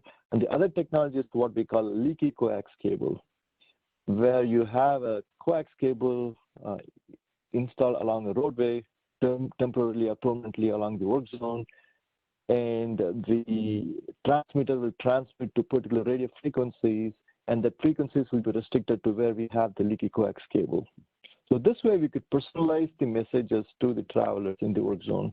It could be, we could expand that. In addition to work zone, we could provide travel information to other areas. Travel work zones will definitely see some improvements in terms of emergency travel information. And then we currently have truck-mounted attenuators, but in the future it's going to be automated or autonomous truck-mounted attenuators, where we could operate the truck-mounted attenuators from off the site. So we don't need to put the life of the driver of the truck-mounted attenuators in jeopardy, right? And then the smart work zones is going to be even more smarter. You're going to have more connected technology talking to each other. Then there are going to be a lot of CV pilots in work zones, which we will talk in a quick minute. Then we are going to have automated vehicles in work zones. So hopefully, the automated vehicles will be more efficient and they'll be more safer in the work zones. And in terms of processes, right, we talked about the data exchange 1.0. Now US DOT is into work zone data exchange 2.0. What they want to do is they want to get the data, the work zone data, directly into the vehicle to help the vehicle navigate the work zone and help the human drivers navigate the work zone. As a matter of fact, if you're looking for getting into work zone data exchange, there's a notice of funding opportunity available right now, which was announced on June 16th for a total of $2.4 million with a maximum limit of $200,000 per participant. So if Nebraska is interested in getting involved with work zone data exchange, if you haven't, it's a great way to get into this program. Next slide, please. So what I want to talk about is a specific US DOT's demonstration grant. We call it ADS grant. ADS stands for Automated Driving System. The mission of this specific grant is to see how we could safely integrate the ADS into our nation's on-road transportation systems. Right? There are unique challenges when it comes to AV. US DOT wanted to make sure that they can fasten the integration of AVs. So they had this grant opportunity. There were three main goals for this grant program. One is safety, obviously, making sure that we could test the safe integration of automated vehicles. The second one is data. US DOT is definitely big on data, ensuring that we collect significant data, and then we not only collect it, but also share it with US DOT and also with the public in almost real time, in near real time. I want to create a collaborative environment that harnesses the collective expertise, ingenuity, knowledge of multiple stakeholders. So those were some of the basic goals for this grant. And had $60 million funding for this planning and researching demonstration of ADS. Go to the next slide, please. So a couple of months back, US DOT awarded awarded the grant to 8 recipients. You can see them in the screen. I'm not going to read all of those, But one in the bottom middle is the Pennsylvania PennDOT's safe integration of automated vehicles in work zones. Because that's very closely related to what will happen on the next generation of work zones, I thought I will talk about that today as part of this webinar. Next slide, please. So what I want to talk about is what are the challenges with automated vehicles in work zones, and what is the approach that was proposed as part of the grant application to safely integrate the automated vehicles into the work zones. We all know the challenges in the work zone, right? Unfamiliar condition for a new driver, increased complexity with unclear lane lines and cones and drums, and bright light conditions whenever there are workers. And there are more edge conditions when it comes to automated vehicles. Right? Automated vehicles, when you talk to anyone, they are very good, they perform really well in a known environment, but when it comes to unknown environment or those edge conditions, then they really have struggled. As a matter of fact, in a 2017 Wired article clearly identified the major challenge. Google and Delphi cite construction as a common reason that human engineers take control of the vehicle while testing. So it's a pretty important challenge that we need to face when it comes to automated vehicles. So the objectives for this grant that PennDOT submitted are fourfold. To see how we could improve the safety of the integration of automated vehicles into work zones. Can we improve them by improving the connectivity? Can we have connectivity between the vehicles, between the workers, and between the various other work zone artifacts like cones and drums and automated truck-mounted attenuators? Will it improve the performance of automated vehicles in work zones? How about if we increase the visibility of the lane lines? Will the automated vehicle be able to see the lane lines better? Or if you could enhance the work zone artifacts like cones and drums with some kind of special paints or special markings to improve their visibility from automated vehicles perspective. And then creating a high definition map of the work zones, so that when automated vehicles travel through the work zone, the automated vehicle will understand the environment they are in so that they could navigate better. And finally, is there an opportunity here where we can not only develop a high definition mapping for the work zone, but can we also transmit the map before an automated vehicle enters the work zone, so that they know what the environment is going to be, so that they could smoothly navigate the work zones. So those are some of the objectives that are part of the PennDOT's application for the grant. So can you go to the next slide, please? All right. So what's the approach? So PennDOT put together a really big team of a lot of partners. PennDOT took the lead in the application, and then in addition to that, to create a collaborative environment, it brought together public agencies like Pennsylvania Turnpike to the team, and they also brought in academic institutions like Carnegie Mellon and Penn State University, and then it also brought in some private partners like PPG, who does a lot of painting innovations in their local in Pennsylvania. Apart from that, they also want to bring in Qualcomm, and they brought in a lot of consultant support to help them see through the process. As you could see, HNTB, Drive Engineering, Michael Baker, and Deloitte are few of those consultant teams. So PennDOT put a diverse team to make sure that this will be a successful implementation. Next slide, please. So the process, if you're talking about an ITS project, you got to see an EV diagram. If not, it will not be complete. So there you go. So PennDOT took a three-phased approach. The phase one will be the planning for the demonstration. The planning will happen for 1 year. The second year will be actual demonstration. Maybe second and third year will be demonstration. And the fourth year will be post-deployment, where we collect the data and analyze the data and can come up with some conclusions, right? So the project will be done in 4 phases, as you could see, right? Next slide, please. The important of those 4 of the phases is the middle phase, which is the deployment phase. So how are we going to make it happen? We want to make sure that we go through multiple scenarios. As a matter of fact, we created 17 potential work zone scenarios, right? So that we could test how the automated vehicles will behave in the work zones with improved connectivity, with improved visibility and high definition mapping. So in order to make the demonstration, we went through a 3-step process, right? So first of all, we said we are going to create a closed loop track, which we have here in Pennsylvania at the Penn State University. We're going to set up a work zone. Then we're going to map that work zone, a digital twin, if you will, right, of the work zone. And then we're going to process and upload the map, and we're going to conduct the simulation of automated vehicle and see how it behaves in the work zone without any of the enhancements. And then once we have those enhancements, which includes the improved connectivity, improved visibility, and high definition mapping, and see how the AV's performance will be different once we have that. Once we are done with the simulation stage, then we will move on to the next closed track testing, where we will conduct real testing in a closed track environment, same process.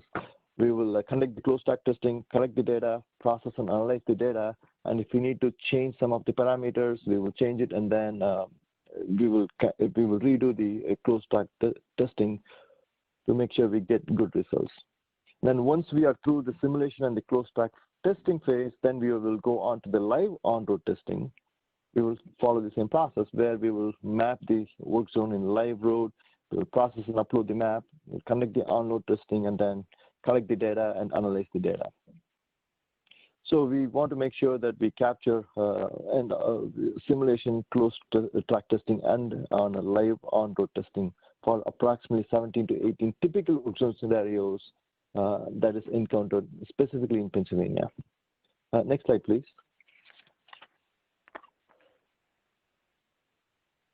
Next slide, please. All right. So that, I want to make this presentation really short and quick so that, we can have more time to digest what we talked about here. Specifically, as a parting thought, imagine a day in the future where automated vehicles can navigate work zones without any assistance. 0 fatalities in the work zones. And congestion delay levels very, very comparable to non-work zones, right? Is it possible? Yes, it's very much possible. It's very much possible with the next generation work zone.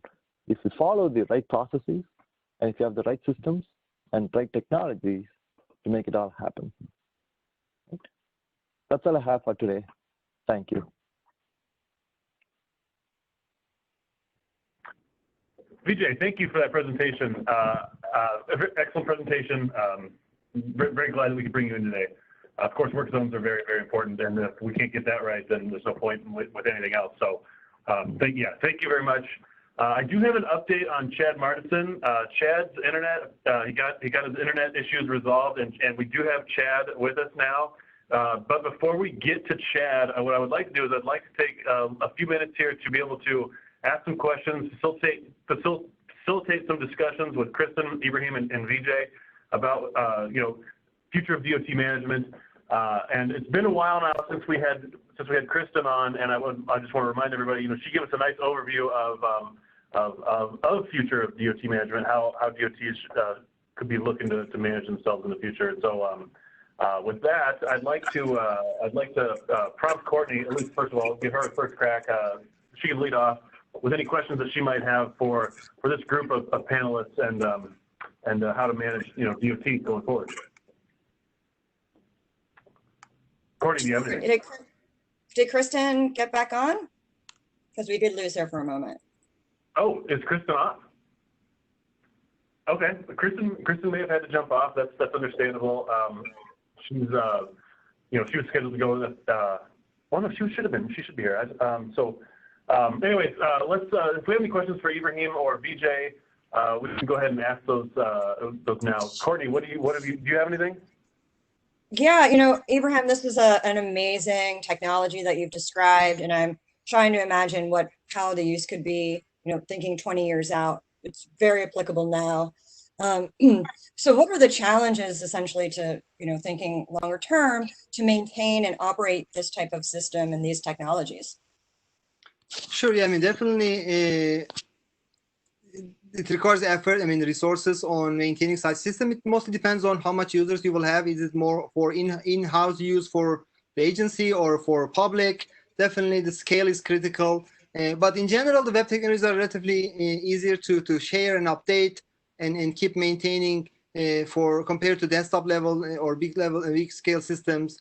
So we are running, for example, the Iowa Flood Information System, which has over 400,000 users, is almost running on a single web server, relatively low cost. But as we add more functionality capabilities or large scale analysis, definitely you have to add a couple of more servers. But in general, you can easily manage on an university environment, on the cloud.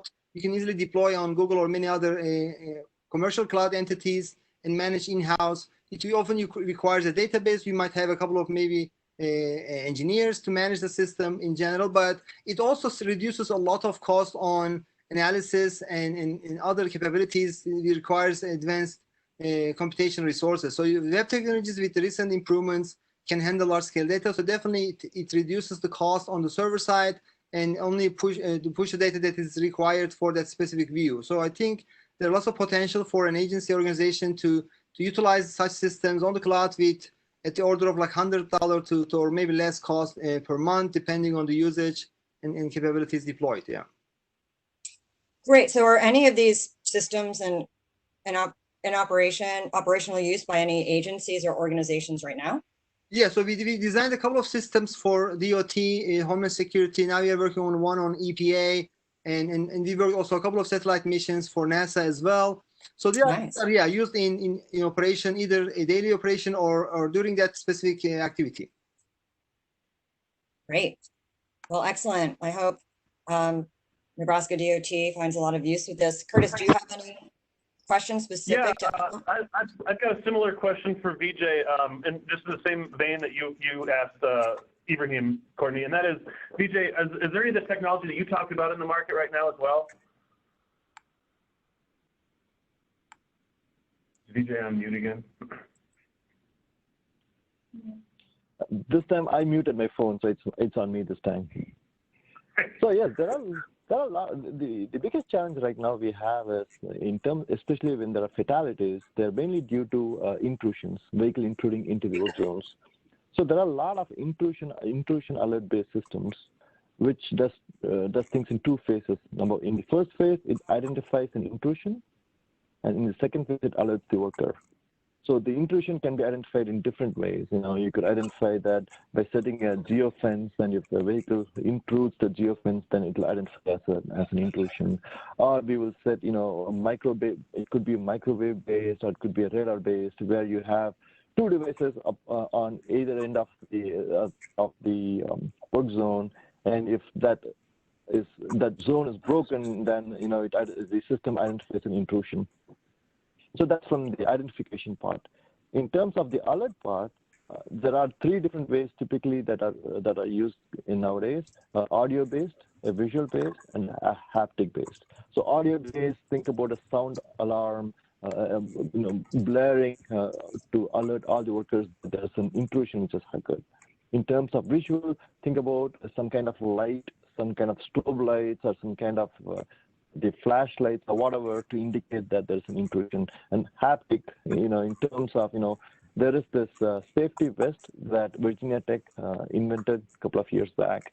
And what happens is if the workers put the safety vest on, then, they will receive a personal alert in terms of a haptic alert that there's an intrusion, so that they could look at the intrusion, or they could be prepared for it and go to safety. So that is the main system, main technology which enhances the safety for workers currently. Excellent, thank you, Vijay. I've got a question now. Back over to Ibrahim. I've got a question for Ibrahim. Money's always so tight around here, and COVID's not helping any. And so I'd be curious to know about. You talked about a lot of neat stuff there, Ibrahim, and I'd be curious to know how much resources, how much needs to be invested to make some of those systems you talked about, materialize, to make them operational. What are we talking? Yeah, I think so. One probably benefit of designing such systems are mostly they are generalized, so you can easily deploy one maybe a system for a state or an organization, and then you can redesign or deploy somewhere else. Which we did, for example, the Iowa Flood Information System is now deployed in South Dakota. With probably limited effort, we were able to deploy the same system with similar capabilities for the South Dakota. So I think there's lots of value in sharing these systems between different entities. So like creating a regional system that can benefit for the shared infrastructure, but only focus on the data provided by that state or entity. So in general, these systems can be designed from $50,000 to $1 million, depending on your focus, the data and capabilities that you are talking about. But creating like a small AI system, for example, could cost 50 to 100K, and you can manage it. Most of your questions that you receive by the entity on certain topics. So this is very domain independent as well. So you can easily deploy for different focuses and goals for that. For that reason. So I think it's not easy to put a number on any of these systems. Without any specific details in the scope, but definitely. It also saves a lot for agencies for managing certain tasks and daily activities, and this will definitely replace some of the needs and push them to the web and push them to these automated systems, and can also help them to reduce the cost on many activities that they do, and they can recover this cost and use it for scaling up the system or adding more functionality. But I'll be happy to talk more about specific systems and how much time and effort goes into developing such systems for a new domain, a new environment, and for different goals. Excellent. Thank you, Ibrahim, for that. I see Kristin's back on. I imagine we have some questions for Kristin. Courtney, do you have anything you'd like to ask Kristin? I sure do. Kristin, you gave a really great framework for operating at Minnesota DOT. Do you have a good sense of what states are getting wrong and what states are getting right? I certainly do, and this is Kristin's opinion and not that of my organization. I think an example is being flexible and nimble, as you might get called by your commissioner to hop on a call in any moment. So again, apologies everyone for having to stop off, and thank you for your patience.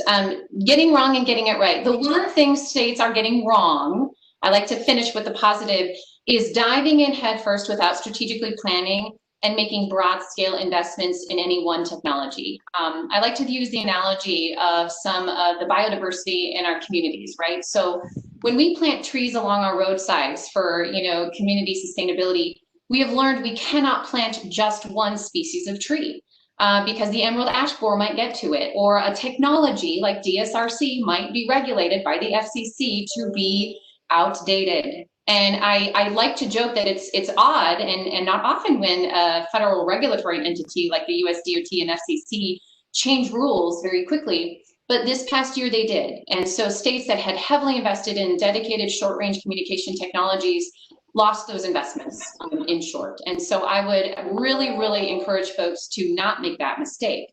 So again, to resolve that mistake, you should make a strategic plan. And even if it's simple as just finding a few simple investments in a couple technologies that are meaningful to your community, and not thinking that you are solving problems for them, but by and with them. And I'll stop there. Great question. Great. I have a follow-up to that, Kristin. And I also really liked your framing of technology, designing technology with them and for them. So what is something Nebraska DOT can begin doing today to begin planning for tomorrow, for connected and automated vehicles tomorrow? Yeah, and I think there's three key things I have learned in my career that I would recommend. One is have a designated lead for these emerging technologies, connected and automated vehicles, Hyperloop, whatever you choose. Have one key point person and put that name on a website, because they're going to start to get inquiries and they can start to build their knowledge as a knowledge expert. And as this webinar shows, you already have a wealth of knowledge locally. Two, I would enable and empower that individual to start an inter-committee or inter-organizational working group. So maybe every quarter, maybe every 6 months, or for us every month, get together and find people from planning, legal, rail, freight, all the other multimodal operations, and get together once a month and share what you've learned, and then see what issues they're overseeing that technology and automation might be able to help. And then third, I would start to do outreach externally, right? If you don't already have a statewide working group, absolutely work with your DOT leader. You know, Kyle's a great lead. Work with your governor's representatives. And if there isn't that type of support, just grow it grassroots. Start to work with the League of Cities, work with the different Association of Counties in Nebraska, and start to do what I call the CAV 101 and just talk about what we learned today with other groups. Excellent. I love the 3 points. Curtis, do you have anything to follow up with Kristin? No, I think you covered everything. That's excellent. Kristin, thank you very much. I'd like to thank all of our panelists again for coming on. Appreciate it. You delivered an excellent presentation. We're very glad that you could join us today. And so what I'd like to do is I'd like to move on to Chad. Chad, he got his email up and going. He's had a rough time this morning, but he's here. He's joined us. And Chad's going to talk to us today a little bit about e-commerce. And I'd like to introduce Chad here. Chad's he earned a Bachelor's of Arts in Journalism and Mass Communications from Iowa State. He's an Iowa State Cyclone. He got his Master's in Business from Bellevue University.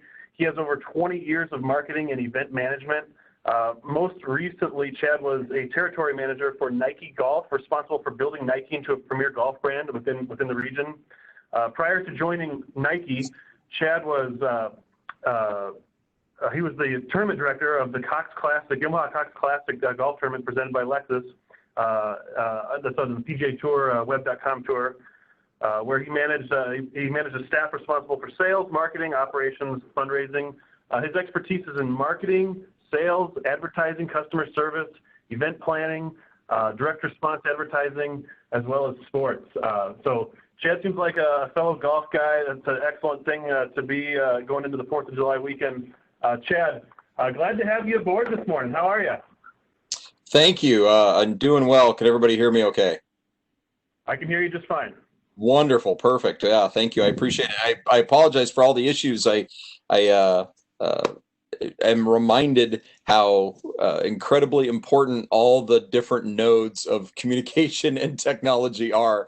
When your home internet goes down, you're pretty much dead in the water. So, but thank you for your patience. It sounds like you're a fellow Murphy's Law sufferer as well. Yeah, absolutely. I tell you what, it's also not easy, by the way, to get into coffee shops nowadays. So there you go. Had an interesting morning. That's for sure. But thanks for the intro. I really appreciate it. I'll keep it pretty brief because I know I'm sneaking in here towards the end. I'm going to go through my job, obviously, today is to talk about e-commerce. And I think e-commerce is one of those things that we all know, we all deal with, we all interact with, but maybe don't know, the ins and outs of it. And hopefully that will lead to some future things that are going to happen with e-commerce and how that's going to impact, obviously, transportation. So we'll talk about the past 20 years. We'll talk about the current state. We're going to do that really quickly so I can get on to the future. So in terms of past 20 years, you can go to the next slide. When we look at e-commerce in general, and by the way, I started in e-commerce in 1995, right when Amazon and eBay were launching. So started kind of in the beginning, really, with a company called Oriental Trading Company here in Omaha.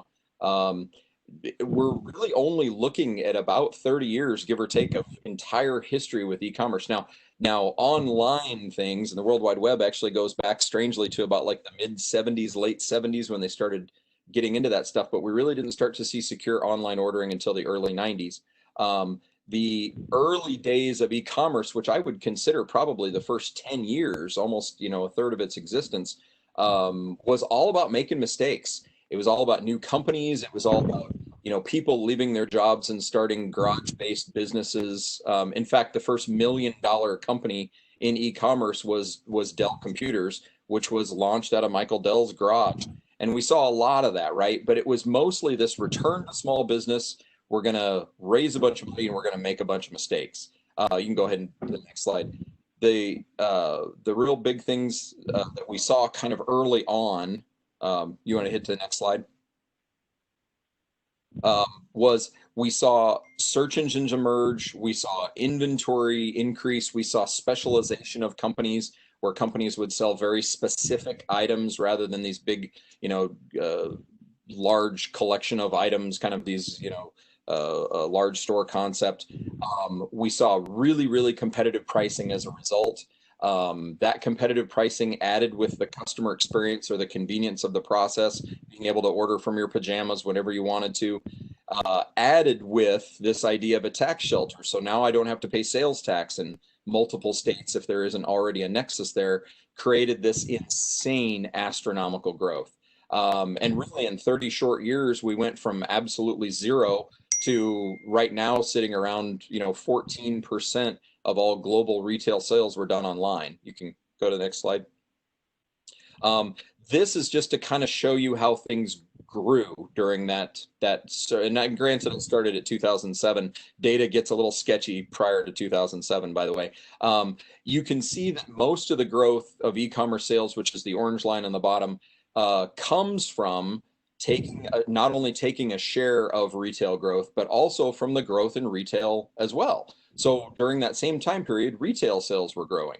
So not only were they stealing away from retail, but they were also kind of growing incrementally with retail as well. You can go to the next one. So what are we looking at today? And that's probably a little bit more particular to my problem today, I guess you can talk about in terms of getting online, but we're talking about a tremendous amount of traffic. That's what we're talking about. So roughly last year, 13 billion parcels were shipped on behalf of e-commerce origination. Now that's all business to consumer. I limit it to business to consumer because there's actually more business being done in business to business type sales than there is in business to consumer. And it's almost impossible to track what's coming directly from e-commerce, what's coming from long-term contracts, what's coming from salespeople. It's really difficult to parse that out. So focusing on business to consumer, we're still talking about 13 billion parcels shipped. What we're seeing currently is we're seeing Amazon sort of leading the way, and we're seeing other retail sales entities online follow shortly in shipping their own packages. Now, Amazon has created their own network of shipping, which actually rivals FedEx quite closely. They're currently shipping about 2.5 billion packages per year. FedEx only does 3 billion. UPS does 4.7. So just looking at the sheer volume alone, Amazon has grown very, very quickly. Now, granted, my numbers are sketchy, but you know, I've pieced this together from several sources, but they're probably pretty accurate. Again, ramping that up in just the past few years is pretty incredible. What we're also seeing, however, and this is a pretty big downside, is that returns are up significantly. Now, most of the time, online or even direct mail retail returns, usually we're happy with anything below 8%. 5% is really fantastic.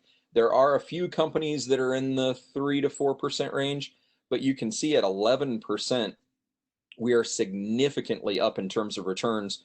What does that mean? Well, that means more packages shipped back to the retail sales entity.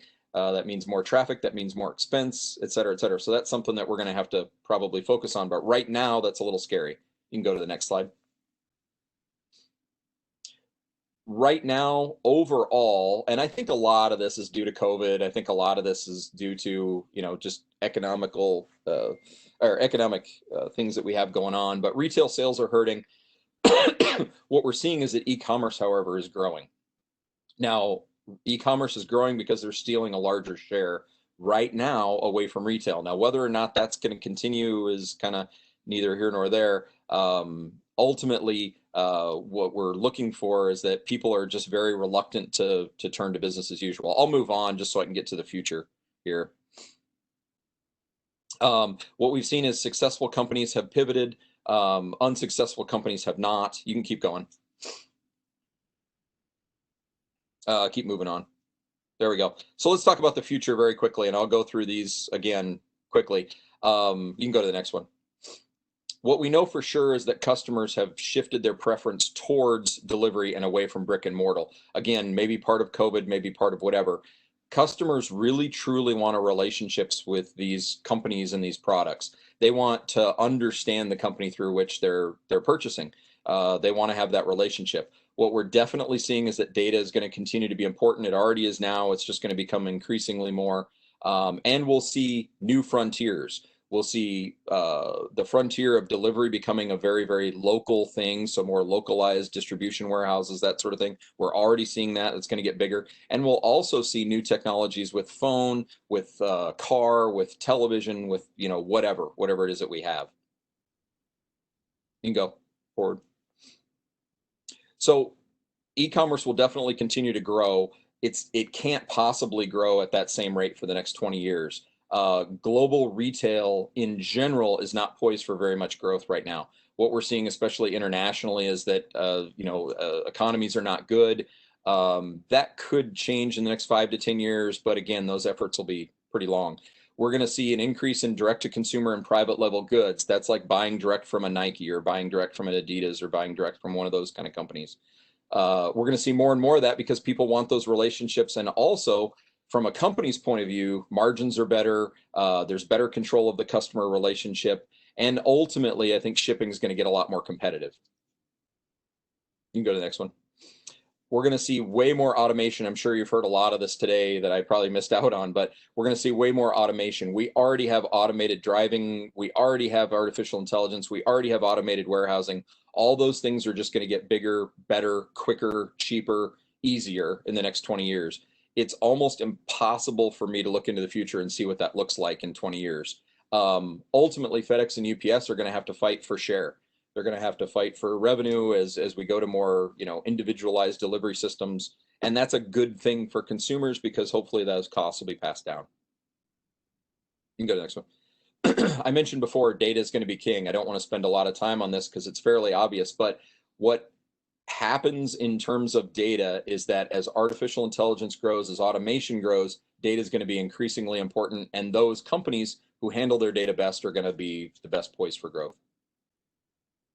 You know, this one. Technology is everywhere. It's constant. Even when your internet doesn't work like mine this morning, technology is everywhere. But what we're going to see is we're going to see technology beginning to be adopted in areas that we don't typically think about technology or that sort of thing. I think what we're going to find is that companies are going to realize that anywhere a person can be and think, boy, that's something I'd really like to buy, they're going to have the opportunity to close that sale and begin to build that relationship with that company. It's going to be more about instant gratification as we get closer to 20 years from now. We're going to see delivery as an experience, I believe, emerge tremendously in the next 20 years. And what I mean by that is that without a storefront, the box becomes the face of the brand. So when a box shows up at your doorstep, that is essentially your experience with that company.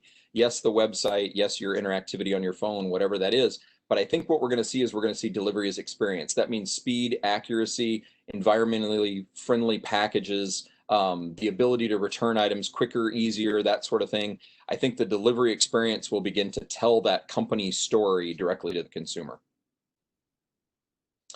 I think shipping needs are going to increase. I don't think there's any other way about it as we begin to deliver more things locally. And that's everything from food to, as we saw, toilet paper. Local and regional distribution is going to increase.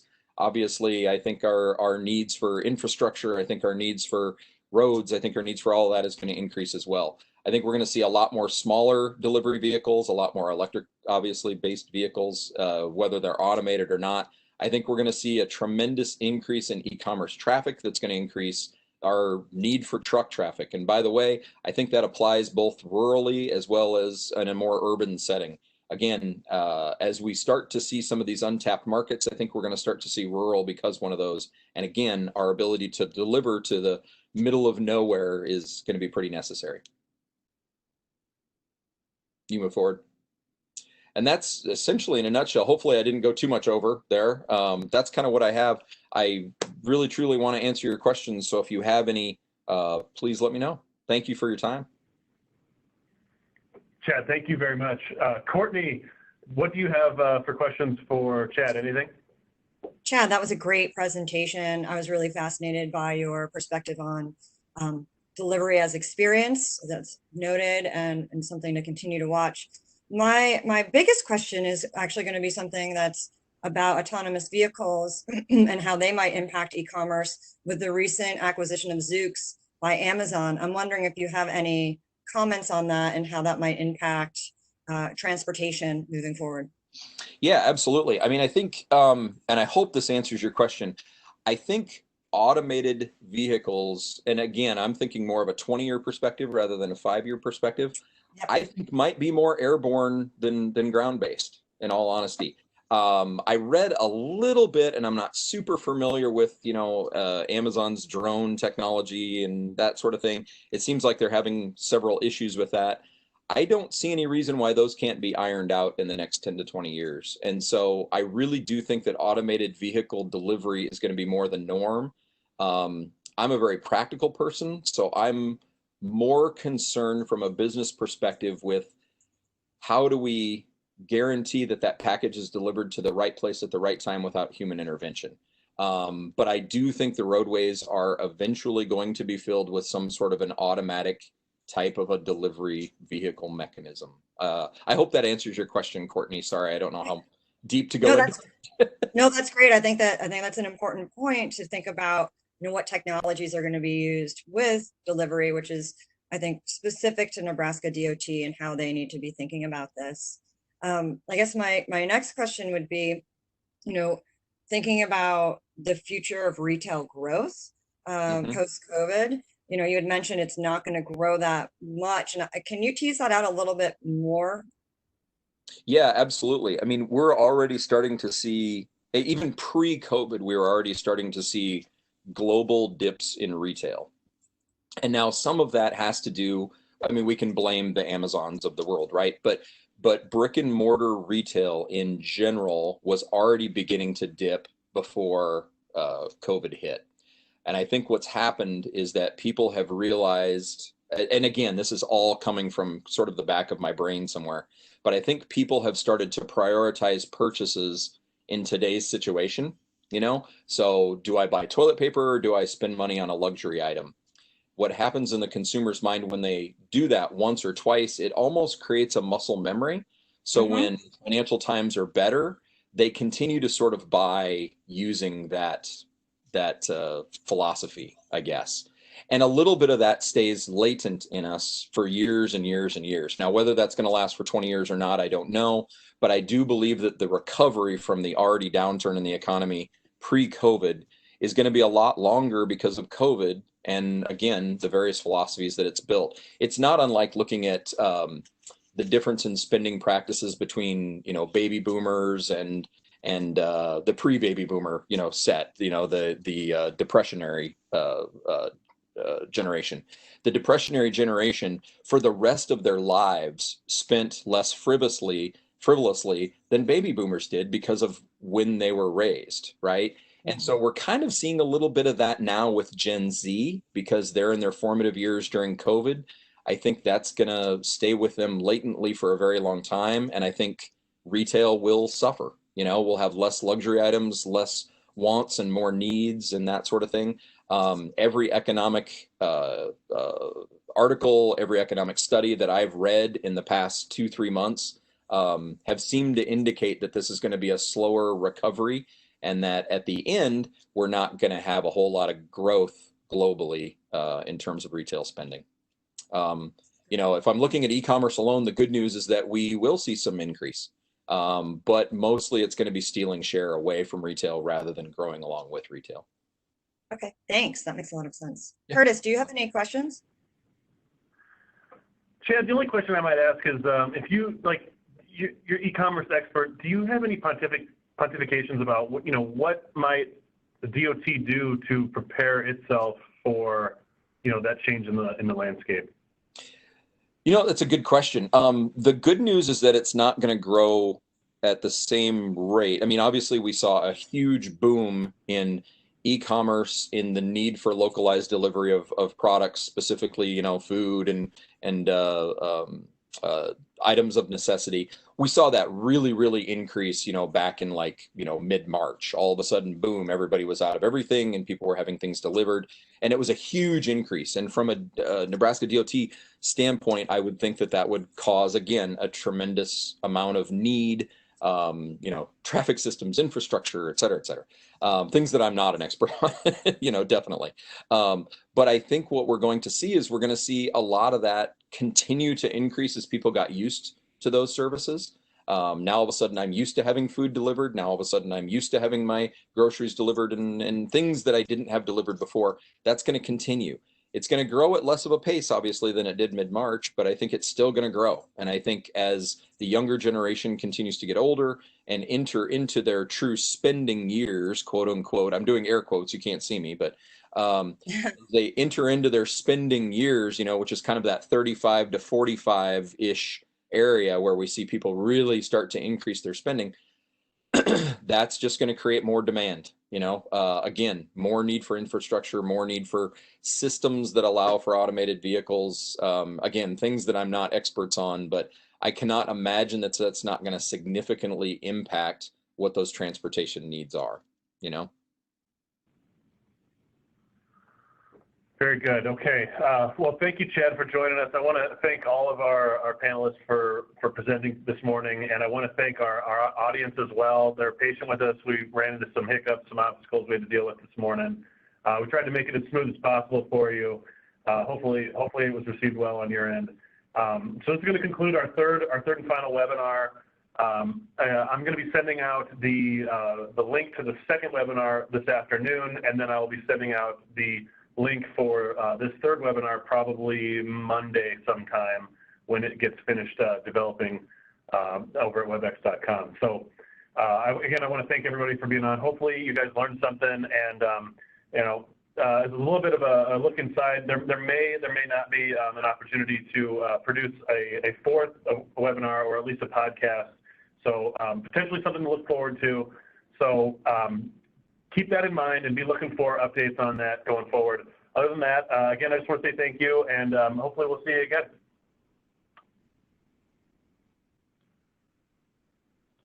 Thanks, Curtis.